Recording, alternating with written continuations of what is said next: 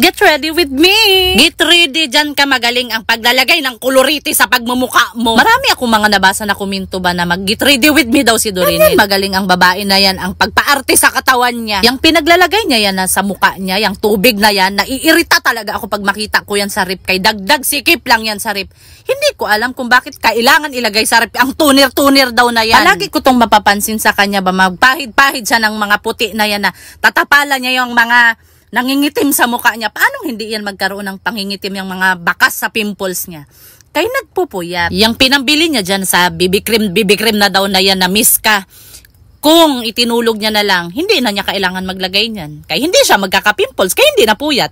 O tinatakpan niya ngayon yung eyebag niya. Sino ang may kasalanan bakit nagka-eyebag? Siya din. Kaya hindi natutulog sa tamang oras. Sus, Dorinel, kahit ilang beses mo patakpan yung mga eyebag mo na yan, lalabas pa rin yan. Kaya buburahin din naman ang makeup. Tignan mo ang babae, o napakaraming itatapal sa pagmumuka niya. Siya rin naman ang may gawa sa mga yan.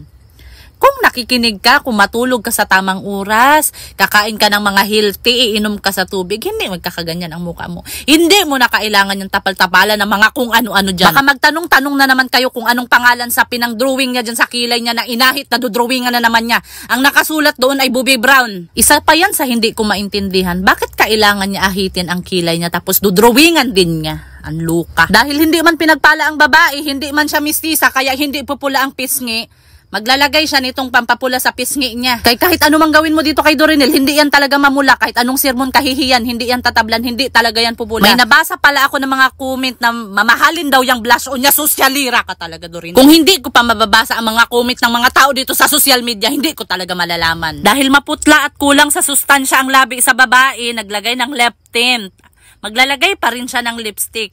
Marami talagang kailangan ilagay dyan sa labi niya kay napakaputla dahil walang sustansya.